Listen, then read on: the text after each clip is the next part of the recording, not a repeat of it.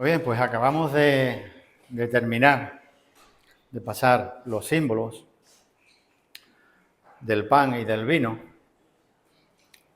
ese pacto que el Señor estableció hace ya muchos años, y David nos leía como el apóstol Pablo le recordaba a sus oyentes lo que él había recibido del Señor. Acababan de terminar aquella cena y el Señor les dice, bueno, vámonos, vamos de aquí. Eso dice el verso 31 del capítulo 14 del Evangelio de Juan. Juan 14, 31 dice, levantaos, las últimas palabras de ese verso. Vamos de aquí. El Señor sabía a dónde iba, sabía qué le iba a pasar, sabía qué tenía él que hacer. Pero parece ser que hay algo muy importante que tiene que decirle a sus discípulos y ahí mismo los para. No siguen adelante. Tiene algo que decirle muy importante, capítulos 15, 16 y 17 de Juan. Los evangelios sinópticos nos hablan del pacto que el Señor hizo aquella noche. Nos hablan del pan y nos hablan del vino. En cambio, Juan no nos comenta nada de todo esto. Juan pasa por alto todas esas cosas. En cambio, nos dice que sucedieron muchas otras cosas aquella noche que no están escritas en los otros evangelios. Y una de ellas, por ejemplo, es esta, que nos va a decir ahora. Así que ahí tenéis el contexto en donde nos vamos a mover. Yo decía que el Señor para ahí porque el capítulo 18 empieza diciendo, habiendo dicho estas cosas, salió con sus discípulos al otro lado del torrente. Con lo cual se supone que esto fue una interrupción que el Señor hizo ya con sus discípulos de pie para que ellos comprendieran y entendieran la importancia de lo que les iba a decir. Y ahí encontramos el capítulo 15 y los primeros 8 versos, que es donde me quiero centrar en esta mañana. Y el Señor dice, yo soy la vid verdadera y mi Padre es el labrador. Todo pámpano en mí que no lleva fruto, lo quitará, y todo aquel que lleva fruto lo limpiará para que lleve más fruto. Ya vosotros estáis limpios por la palabra que os he hablado. Permaneced en mí y yo en vosotros. Como el pámpano no puede llevar fruto por sí mismo si no permanece en la vid, así tampoco vosotros si no permanecéis en mí. Yo soy la vid, nuevamente. Vosotros los pámpanos. El que permanece en mí y yo en él, este lleva mucho fruto, porque separado de mí nada podéis hacer. El que en mí no permanece será echado fuera como pámpano, se secará. Los recogen, los echan en el fuego y arden. Si permanecéis en mí y mis palabras permanecen en vosotros, pedid todo lo que queréis y os será hecho. En esto es glorificado mi Padre, en que llevéis mucho fruto y seáis así mis discípulos. Muy bien, ya hemos visto el contexto donde estábamos, pero para comprender bien todo lo que el Señor quiere decir aquí, casi que tendríamos que irnos a Isaías, porque Isaías precisamente nos habla de la vid. Isaías capítulo 5 del 1 al 7 nos habla de qué es lo que era el pueblo de Dios, qué es lo que era el pueblo para el Señor. Israel era representado allí en Isaías como una viña, una viña que tenía numerosas vides, muchas vides había allí. Pero el problema fue que no dio lo que tenía que dar. Isaías, cuando está escribiendo ahí, se está refiriendo a la historia de Israel en el pasado. En el pasado, Dios había librado a su pueblo, había librado a la nación de la esclavitud. De algo de ello nos está hablando Antonio ahora, ¿no? A través de José. José fue el que, digamos, llevó el pueblo a Egipto, y luego después fue hecho esclavo. Pues Dios los tuvo que sacar de Egipto. Dios los tuvo que conducir por el desierto durante 40 años. Dios los alimentó durante esos 40 años. No les faltó ropa. Su calzado no se desgastó siquiera. 40 años andando. Y no leemos que su calzado siquiera se hubiera desgastado. Les dio maná. Les dio carne a través de las codornices. Los protegió de todos sus enemigos. De todos sus enemigos los protegió. Incluso les dio unas leyes por medio de las cuales su pueblo sería superior a todos los demás. No conforme con eso, les dio también la tierra de Canaán. Y allí siguió alimentándolo y siguió derramando bendiciones sobre el pueblo. Es más, con el paso del tiempo, Dios les permitió construir un templo donde Dios mismo moraba en medio de su pueblo. ¿Cuál era la idea? Pues la idea era que las naciones de a su alrededor vieran todo lo que el Señor estaba haciendo con su pueblo, todos los milagros que estaba haciendo con su pueblo, y se convirtieran. Que dejaran a sus dioses paganos y se dieran cuenta de que hay un solo Dios. Sin embargo, ocurrió todo al revés. Todo al revés. Dios esperaba recoger una abundante cosecha. Isaías nos dice que recogió uvas silvestres, uvas que no sirven para nada. Esperaba que Israel fuera luz en medio de todas las naciones. En cambio, ¿qué hizo Israel? Israel abandonó todo lo que el Señor les había dado y se volvieron a las prácticas de los pueblos paganos. Mira que Dios les envió muchas veces profetas, les advirtió una y otra vez, y ellos lo ignoró. El pueblo ignoró al Señor, les daba de lado. Incluso peor aún, se mezclaron con ellos.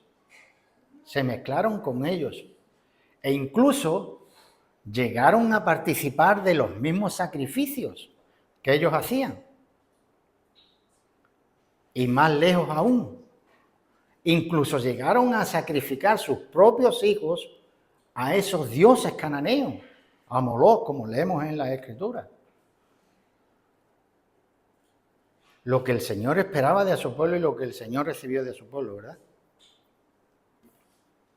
Les envió muchos profetas, por medio de los cuales les había hablado muchas veces. Les había dicho qué tenían que hacer, cómo tenían que hacerlo, pero el pueblo no lo quiso escuchar. Y ahí tenéis, capítulo 5, los primeros 7 versos de Isaías. Pero ahora ha pasado el tiempo, ¿y qué hace Dios? Dios envía a su propio Hijo. Dios envía a su propio Hijo. ¿Y qué hace el pueblo con el Hijo de Dios? Lo crucifica. Lo crucifica. Crucificaron al mismo Hijo de Dios cuando vino a este mundo. Y Dios juzgó al pueblo de Israel por sus pecados. Y aún hoy sigue bajo juicio. Aún hoy, porque aún lo que son los dirigentes no se han arrepentido. No se han arrepentido de haber crucificado al Señor. Y no se han arrepentido por ello. A mí hay una frase de ellos que cuando la leí la primera vez se me quedó grabada. Y sigue ocurriendo, está vigente en el día de hoy. ¿Recordáis cuando el Señor estaba con Pilato, no? Y Pilato lo quiso crucificar. Y Pilato se lavó las manos y dijo, bueno, allá ustedes. ¿Y qué dijo el pueblo? Su sangre sea sobre nosotros y sobre nuestros hijos. Y aún hoy el pueblo de Dios sigue pagando por esa sangre derramada en la cruz.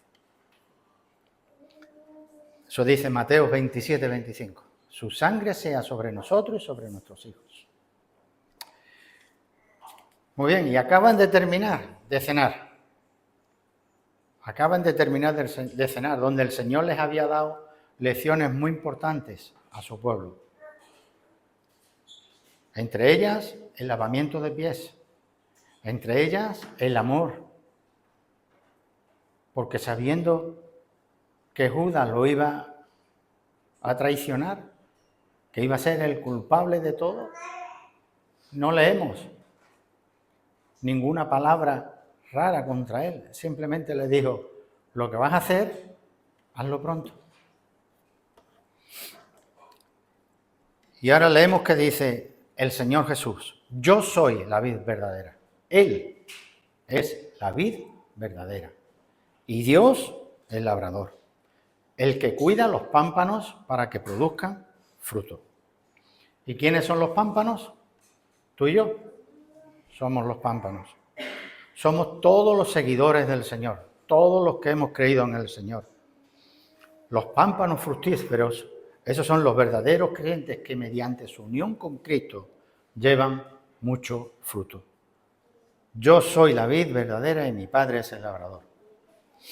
Y ahora dice el verso 2, todo pámpano en mí que no lleva fruto, así dice la traducción literal del griego, todo pámpano en mí que no lleva fruto, os dais cuenta que ahí el pronombre está cambiado.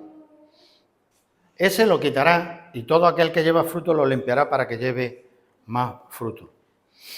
Esas dos palabritas, en mí o unido a Cristo, significa que le está hablando a los creyentes.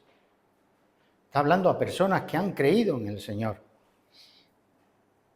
Personas que son salvas, que han nacido de nuevo, como dice 2 de Corintios. Y aquí todas las cosas son hechas nuevas, pues ahora somos nuevas criaturas en Cristo Jesús. Hay muchas palabras en el Nuevo Testamento como propiciación, reconciliación, redención, pero estos son aspectos muy particulares de la salvación. Pero el conjunto de la salvación, todo el conjunto de la salvación, se halla en la frase en Cristo. Todo pámpano en mí que no lleva fruto. ¿Y por qué digo esto? Porque la Escritura dice que hay un solo Dios y un solo Salvador y un solo mediador entre Dios y los hombres, Jesucristo hombre. Hay un solo Dios, un solo mediador, pero hay dos grupos de personas, los que están en Cristo y los que no están en Cristo. Un solo Dios, pero dos grupos de personas, los que están en el Señor y los que no son del Señor. Uno llega a confiar, a pertenecer a Cristo cuando hace suyas las palabras del apóstol Pablo, ¿no? Cuando está diciendo allí en Romanos 10, él dice en Romanos 10 o en Romanos 8, cerca de ti está la palabra en tu boca y en tu corazón. Y esta es la palabra de fe que predicamos. Que si confesares con tu boca que Jesús es el Señor y creyeres en tu corazón que Dios le levantó de los muertos, serás salvo. ¿Por qué? Pues porque con el corazón se cree para justicia y con la boca se confiesa para salvación. Un creyente renacido de Dios por el Espíritu de Dios. Y ahora el Espíritu Santo mora dentro del creyente. Somos templo del Espíritu Santo. Y no solo eso, sino que el Espíritu Santo une a cada creyente en el cuerpo de Cristo, que aquí es su iglesia, que somos todos nosotros. Somos esa iglesia que Él ganó en la cruz del Calvario por medio del sacrificio del Señor Jesús. Así que todo pámpano en mí, dijo el Señor, que no lleva fruto lo quitará. Como decía, es un pasaje que le está hablando a los creyentes.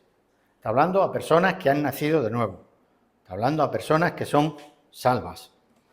porque este pasaje para mí no habla de la salvación. Habla de tres cosas muy importantes, pero no de la salvación. Está hablando del fruto, está hablando de la permanencia y está hablando del amor. Habla de esas tres cosas, todo el pasaje. Fruto, permanencia y amor. El primero que aparece, como estamos viendo, es llevar fruto. Esa palabra se menciona 8 veces en los 15 primeros versos. 8 veces se menciona en el capítulo 2, en el capítulo 4, en el capítulo 5, en el capítulo 8 y en el capítulo y en los versos 16. Siempre se nombra. Y ahí, si observamos bien, hay 3 niveles de producción diferentes. Habla de fruto, habla de más fruto y habla de mucho fruto. 3 niveles de producción diferentes. Y ahora dice, todo el pámpano que en mí no lleva fruto, lo quitará. Aquí hay mucha controversia con esto, ¿no? Porque, ¿de dónde lo quitará? ¿De dónde lo quitará? Yo pienso que lo va a quitar del lugar donde debería de estar dando fruto y no lo está dando. Lo va a quitar del lugar y de la posibilidad de dar ese fruto que el Señor nos está pidiendo. Digo que hay controversia porque hay personas que creen que la salvación se puede perder. Entre eso, basándose en este texto. Yo creo que no se puede perder la salvación. Es imposible. Por ejemplo, Romanos 8, 38 y 39, que dice ahí el apóstol. Son versos muy conocidos. Él dice, por lo cual, y está hablando de por causa de ti somos muertos todo el tiempo, somos contados como ovejas del matadero, pero él dice, pero a pesar de todo esto, nosotros somos más que vencedores, no por nosotros, sino por medio de aquel que nos amó, por medio de aquel que dio su vida en la cruz del Calvario, por medio de aquel que dio su preciosa sangre para limpiarnos a nosotros en la cruz del Calvario. Y ahora dice, por lo cual estoy seguro de que ni la muerte, ni la vida, ni ángeles, ni principados, ni potestades, ni lo presente, ni lo porvenir, ni lo alto, ni lo profundo. Y dice, y ninguna otra cosa creada nos puede separar del amor de Dios que es en Cristo Jesús, Señor nuestro. O sea, que nada nos puede separar del amor de Dios. O por ejemplo, en Juan también, un poquito antes, está hablando el Señor Jesús, verso 28 del capítulo 10.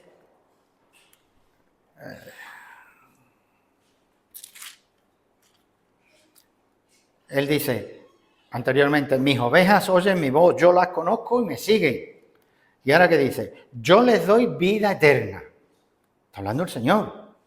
Y no perecerán jamás, ni nadie las arrebatará de mi mano. Mi Padre que me las dio es mayor que todo, y nadie las puede arrebatar de manos de mi Padre. Nadie. Yo soy de los que opinan que nadie pierde la salvación. Ahora bien, otra cosa es que nunca hayan sido salvos, que eso es muy diferente. Eso no es perder la salvación, es que nunca la tuviste.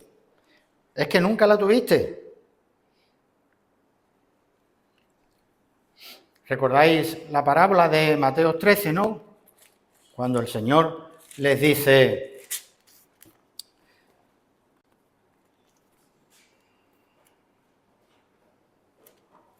perdona un momento.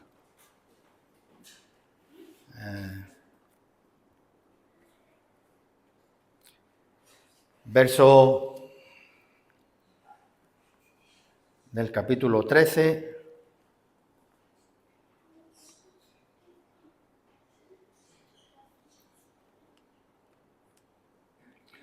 Verso 17.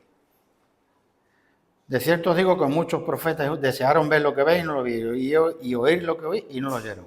Ahora oíd la parábola. Cuando alguno oye la palabra del reino y no la entiende, viene el malo y arrebata lo que fue sembrado en su corazón. Fue sembrado junto al camino.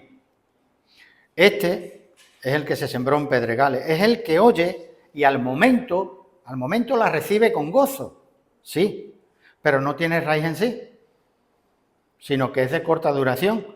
Al venir la aflicción, la persecución, por causa de la palabra, tropieza y desaparece. Sigue diciendo, el que fue sembrado entre espinos, este es el que oye la palabra, pero los afanes del siglo, los engaños, las riquezas, el mundo, ahogan la palabra y se hacen infructuosos. Pero el que se siembra en buena tierra, este es el que oye, entiende la palabra y da fruto y produce a 100, a 60 y 30 por uno. Como decía, para mí este pasaje no habla de la salvación. Está hablando de fruto, de permanencia y de amor. Pero nosotros vamos a considerar hoy solamente lo que es el fruto. Ahora bien, ¿cuál es el fruto que está pidiendo aquí el Señor? Yo no creo que sea el de ganar almas para el Señor. Ganar almas para el Señor, eso son consecuencias del fruto. Eso es consecuencia, pero no es el fruto en sí mismo. Yo creo que aquí el Señor se está refiriendo al fruto del Espíritu, como Pablo después le está diciendo a los Gálatas, ¿no? El fruto del Espíritu es amor, gozo, paz, paciencia, benignidad, bondad, fe, mansedumbre, templanza. Y él dice, contra estas cosas no hay ley, porque los que son de Cristo han crucificado la carne con sus pasiones y deseos. Si ahora somos del Espíritu, vivamos por el Espíritu. Y creo que eso es lo que está diciendo aquí el Señor, que vivamos por el Espíritu. Porque una persona que en su vida diaria muestra todas estas actitudes, muestra todas estas cualidades, está dando a conocer el amor de Dios a través de su vida, a través de sus hechos, a través de sus cualidades. Y eso pues puede producir frutos de ganar almas, pero el fruto en sí es todo esto que estoy diciendo. Creo que a eso fue lo que se refirió el Señor Jesús. Todo pámpano que en mí no lleva fruto lo quitará. ¿Por qué? Porque lo que Él quiere es que llevemos fruto en nuestras vidas. Él quiere que llevemos mucho fruto en nuestras vidas. Si un pámpano no lleva fruto, lo quitará. Y como decía antes, una manera de hacerlo es quitando a esa persona del lugar donde esté, de donde pueda dar fruto y pueda poner a otra persona. Se sabe de muchos que han sido quitados de lugares preeminentes porque no daban fruto, porque no estaban haciendo lo que el Señor les estaba mandando. Pero el que quite ese pámpano, el que quite a esa persona, no quiere decir que esté perdiendo la salvación. Está quitándolo de ese lugar, pero no pierde la salvación. Es más, incluso a veces esa separación puede ser incluso hasta por medio de la muerte. Puede ser incluso hasta por medio de la muerte. Por ejemplo, Juan, cuando escribe su epístola, dice, hay pecado de muerte por el cual yo no pido que se pida. No pido que se ore, ¿no? No lo sé. Un cristiano puede caer en pecado perfectamente y puede permitir que ese pecado esté lastrando su vida. ¿Y qué tiene que hacer Dios? Pues quitarlo de ese lugar, por medio de la muerte, por ejemplo. Pablo también habla de esto en 2 de Corintios,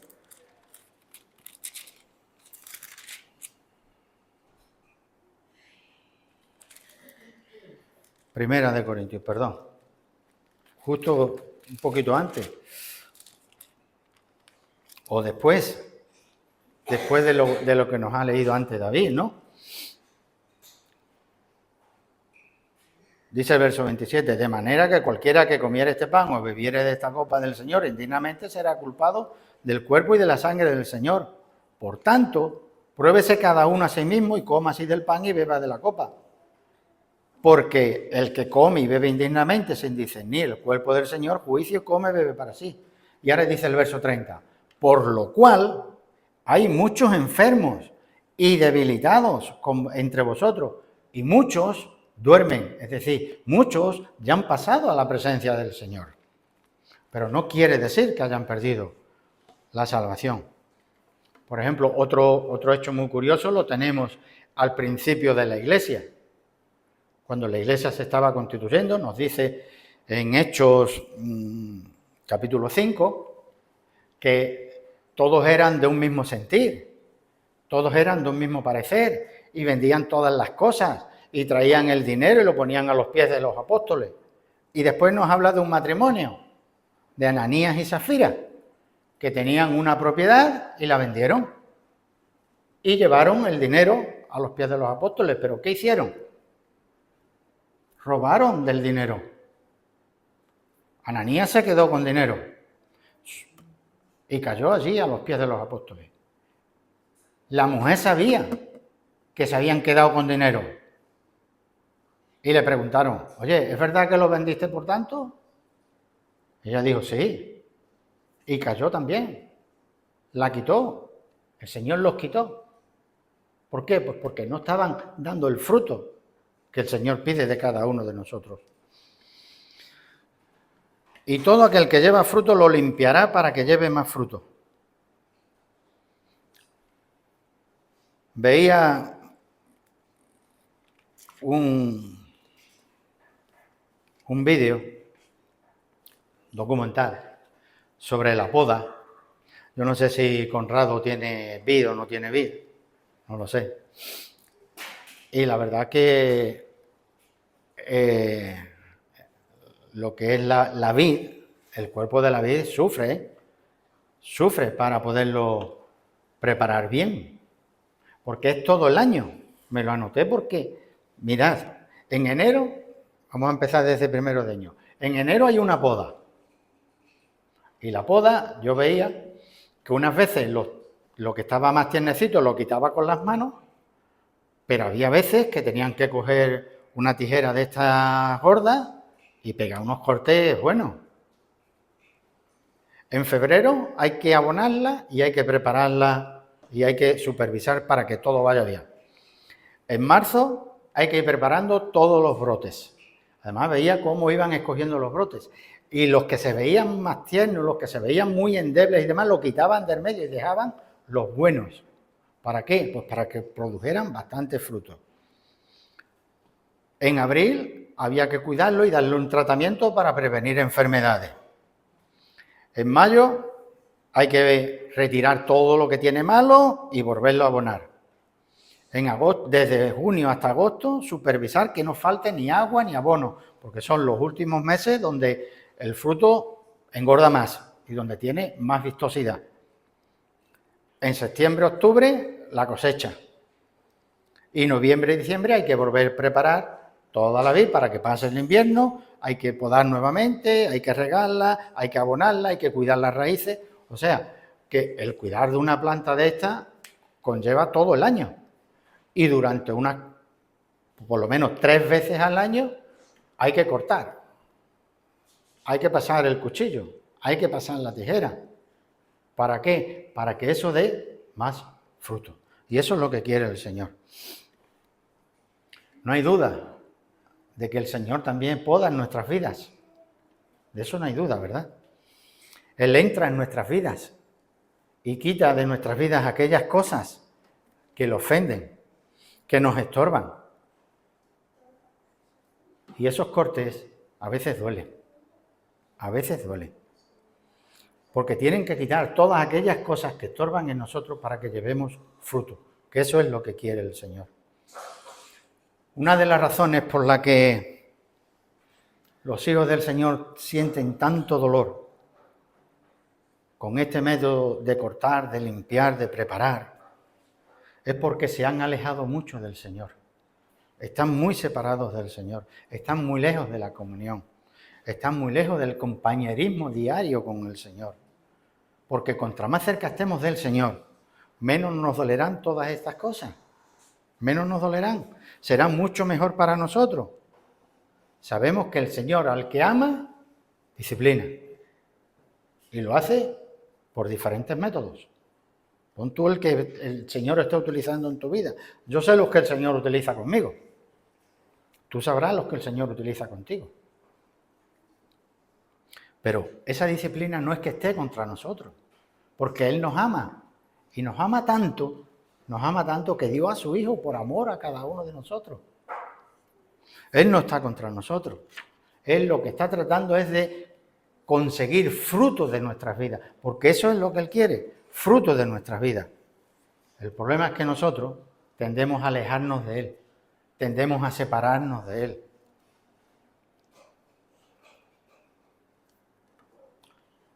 Ahora con tantos adelantos no, pero antiguamente dicen que en la región de Belén dejaban que la vid creciera encima de las piedras,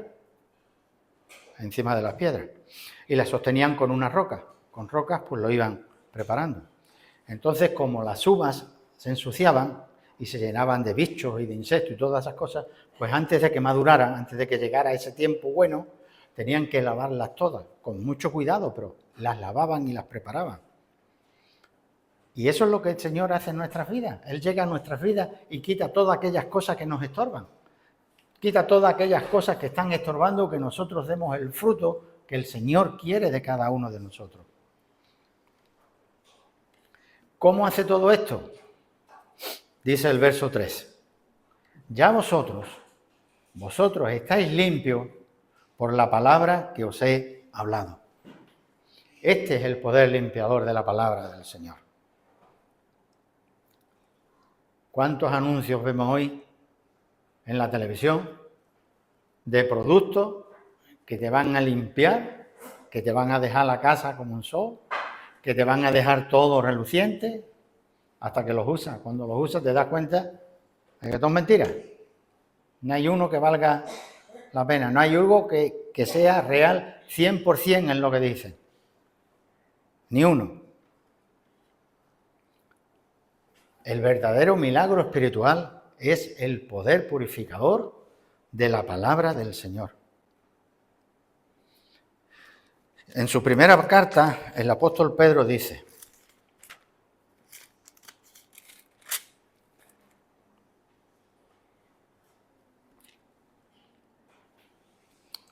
verso 22, capítulo 1. Habiendo purificado vuestras almas por la obediencia a la verdad mediante el Espíritu. ¿Para qué?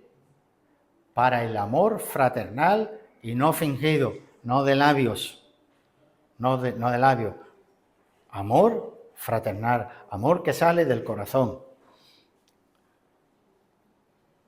Amaos unos a otros entrañablemente, de corazón puro. Está diciendo el Señor, siendo renacidos no de simiente corruptible, sino de una simiente incorruptible. Hemos nacido por la obra del Señor, esa simiente incorruptible. Y ahora dice, por la palabra de Dios que vive y permanece para siempre. Yo me pregunto, ¿es verdad eso en mi vida? ¿Vive la palabra del Señor en mi vida? ¿Permanece la palabra del Señor en mi vida? Porque eso es fundamental, según acabamos de leer.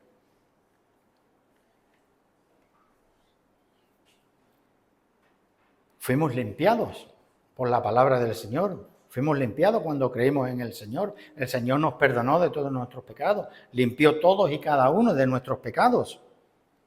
Pero en nuestra vida diaria nos hemos ido ensuciando porque hay muchas cosas que se nos pegan. Hay muchas cosas que se nos pegan. Por tanto, necesitamos limpiarnos continuamente. Como dice segunda de Timoteo, ¿no? Porque toda la Escritura es inspirada por Dios y útil para enseñar, para corregir, para redarguir, para instruir en justicia. ¿Con qué fin? Con que el hombre de Dios esté enteramente preparado. Enteramente preparado. Es necesario estudiar la palabra de Dios para estar preparado. Si no estudiamos la palabra de Dios, si no estudiamos lo que el Señor nos quiere decir a través de su palabra, ¿cómo vamos a hacerlo? ¿Cómo vamos a hacer sus estatutos? ¿Cómo vamos a cumplir sus estatutos? ¿Cómo vamos a cumplir lo que Él nos manda si no estudiamos su palabra? El Salmo 19, el verso 9 dice, ¿con qué limpiará el joven su camino? ¿Con qué limpiará el joven su camino? Y el mismo verso lo contesta, con guardar tu palabra. Con eso puedes limpiar el camino de tu vida, con guardar la palabra del Señor. Últimamente hay poco caso de la palabra del Señor. Se estudia poco la palabra del Señor. Se estudia bien poco la palabra del Señor. Se vive bien poco la palabra del Señor. Incluso hay quienes dicen que no importa, que no es necesario leer la palabra del Señor, que no es necesario estudiar la palabra del Señor. Con que crean las verdades fundamentales de la fe, tienen suficiente, que todo lo demás no es necesario. Pero Dios usa su palabra para advertirnos cuando no estamos haciendo conforme a ella. Para advertirnos cuando estamos haciendo las cosas según nuestra propia voluntad. El mismo Salmo 119, en el verso 67, dice: antes que fuera yo humillado, descarriado donde andaba. Ahí andaba yo. No sé tú, si te has criado desde pequeño en los caminos del Señor, yo no. Andaba descarriado hasta que fui humillado por la palabra del Señor. Y dice, pero ahora, antes andaba humillado, pero ahora guardo tu palabra, dice el salmista. Ahora guardo tu palabra. Para guardar la palabra es necesario leerla, es necesario estudiarla, es necesario meditar en ella, es necesario guardarla en nuestro corazón. Un poquito más adelante, en el mismo Salmo, dice, bueno me es haber sido humillado, para que aprenda tus estatutos. Para que aprenda tus estatutos. Él nos limpia, Dios nos limpia por medio de su palabra. Él usa la aflicción en muchas ocasiones para atraernos. Para todo ello necesitamos estudiar la palabra del Señor. Necesitamos meditar en la palabra del Señor. Dice el verso 4, permaneced en mí y yo en vosotros. ¿Y por qué? Dice, como el pámpano no puede dar fruto por sí mismo si no permanece en la vid, así tampoco si no permanecéis en mí. Si no permanecemos en el Señor, no podemos dar fruto para el Señor. Llevar fruto, permanecer y amor. De eso habla el pasaje.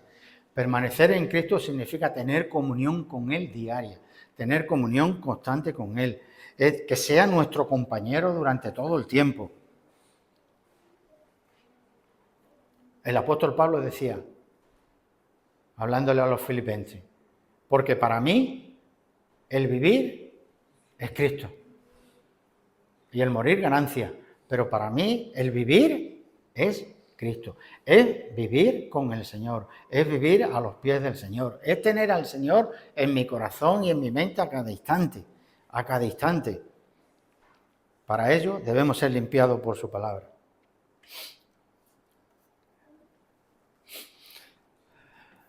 Hay una anécdota del famoso predicador de Spurgeon, que le decían el príncipe de los predicadores, y él dice que un día iba andando por la calle, se paró en seco, se quitó el sombrero y se puso a orar, en medio de la calle, y se puso a orar. Uno de los que iban con él, de sus colaboradores, cuando lo vio, le preguntó si era verdad que estaba orando allí en medio de la calle. Se quedó extrañado y le preguntó, ¿pero de verdad que estás orando aquí en medio de la calle? Y él le dijo, sí, he tenido que orar con el Señor. Porque ha venido una nube, ha venido un mal pensamiento a mi mente que se ha interpuesto entre el Señor y yo, y he tenido que orarle al Señor para que quite ese mal pensamiento de mí. Eso es tener compañerismo con el Señor. Eso es tener al Señor constantemente en tu mente y en tu corazón. Eso es. Debemos tener nosotros esa misma sensibilidad. Yo soy la vid, vosotros los pámpanos. Y él sigue diciendo, separado de mí, nada podemos hacer. Es cierto, no somos robots. No somos robots. Tenemos libre albedrío para poder hacer nuestra propia voluntad. Y muchas veces hacemos nuestra propia voluntad por encima de la voluntad del Señor. Y permitimos que el pecado entre en nuestras vidas. Y no solamente eso, sino permitimos que el pecado se quede en nuestras vidas.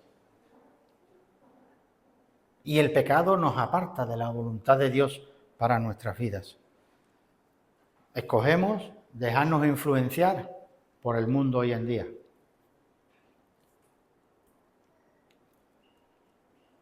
Escogemos dejarnos influenciar, dejarnos llevar por lo que el mundo está viviendo en estos días, a través de la televisión, a través de la radio, a través de los anuncios, a través de todo. Mire por donde mire, te están bombardeando constantemente te están bombardeando para que hagas tu propia voluntad. Tú eres libre, puedes hacer lo que quieras. Debes hacer lo que quieras, te dicen además. Pero Dios quiere que permanezcamos en Él y que llevemos fruto. Eso es lo que Él quiere para nuestras vidas.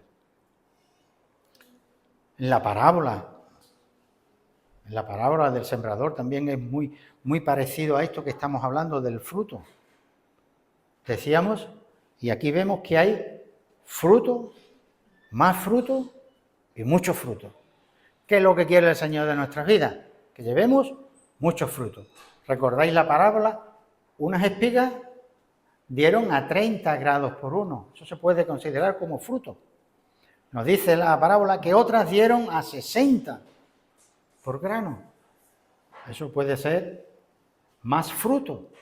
Pero nos dice que otras dieron 100 por fruto. Dieron el 100% del fruto. Y eso es lo que el Señor quiere para tu vida y para la mía. Que demos el 100% para Él. ¿Y por qué quiere eso? Porque Él es nuestro ejemplo. Jesús es nuestro ejemplo. ¿Y qué hizo Jesús? Dio el 100%. Él permitió que lo denigraran, que lo insultaran, que lo ultrajaran, que lo denigraran, que lo azotaran. Y después, exhibido públicamente, permitió que lo crucificaran en una cruz por amor a cada uno de nosotros. Él lo dio todo, absolutamente todo. Y Él espera de ti y de mí que lo demos todo. No quiere que llevemos ni fruto ni más fruto, quiere que llevemos mucho fruto para su gloria, para su honra, para alabanza de su nombre. Él quiere que lo demos todo porque Él nos dice en la Escritura que dio hasta la última gota de su sangre, por amor a cada uno de nosotros. Una frase que puse hace unos días en internet decía, me gustó mucho esa frase, y decía, el agua sin peces sigue siendo agua. Los peces sin agua no son nada. Si acaso, peces muertos, que huelen, que apestan, porque se pudren. Dios sin ti y sin mí sigue siendo Dios. Pero tú y yo, sin Dios, no somos nada. Tú y yo, sin Dios, no somos nada. Absolutamente nada. El que en mí no permanece será echado fuera como pámpano. Se secará, lo recogen, lo echan en el fuego y arden. Eso dice el verso 6. Como decía, no está hablando de la salvación, no está hablando de perder la salvación. No está hablando en cuanto a cómo somos salvados. El apóstol Pablo usó otra ilustración hablando de esto mismo, en 1 Corintios, capítulo 3. Está hablando de esto mismo. Dice el verso 11, porque nadie puede poner otro fundamento que el que está puesto. El fundamento es Jesucristo. Y ahora dice,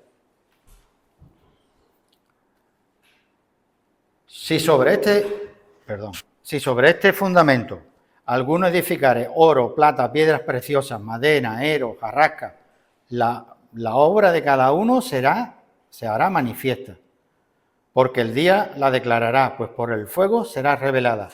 La obra de cada uno, sea cual sea, el fuego la probará. Si alguno permaneciere, la obra de alguno que sobreedificó, recibirá recompensa. Recibirá recompensa. Esta cita está hablando de las obras del creyente. Está hablando del fruto de una vida de un creyente.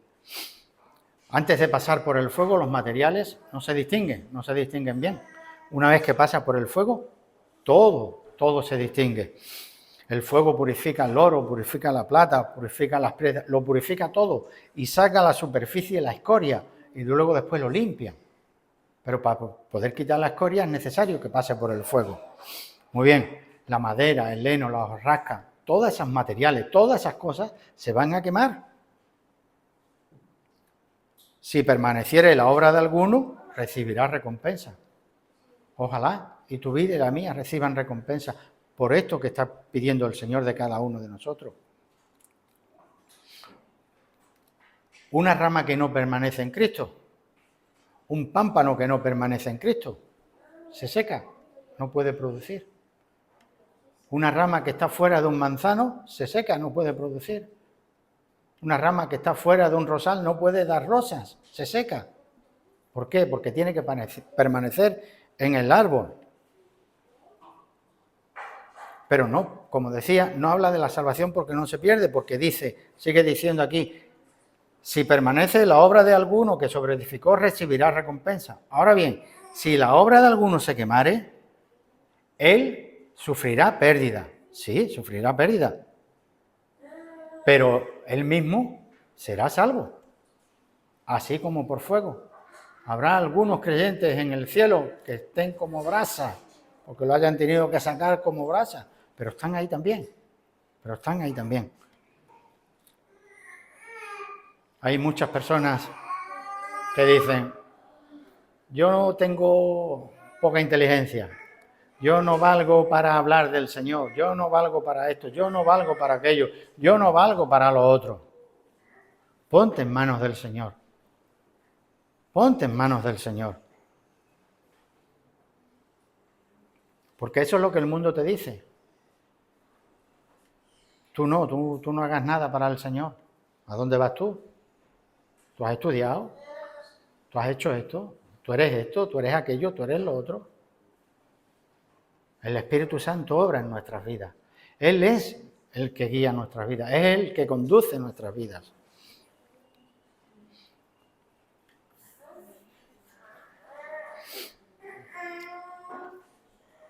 Si permanecéis en mí y mis palabras permanecen. Esto es para la oración. Y es precioso.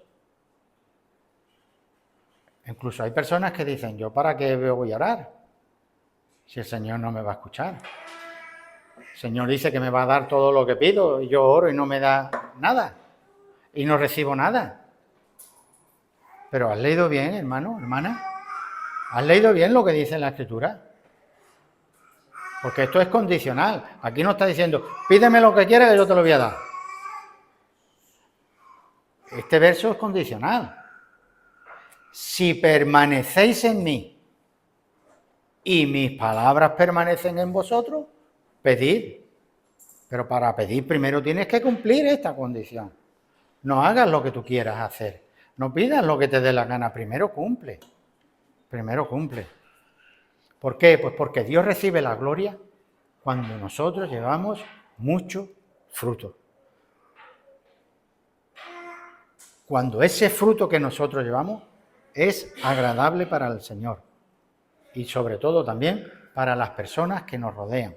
Las personas que nos rodean, si ve, como yo decía antes, los frutos del Espíritu en nuestras vidas, se van a gozar con nosotros.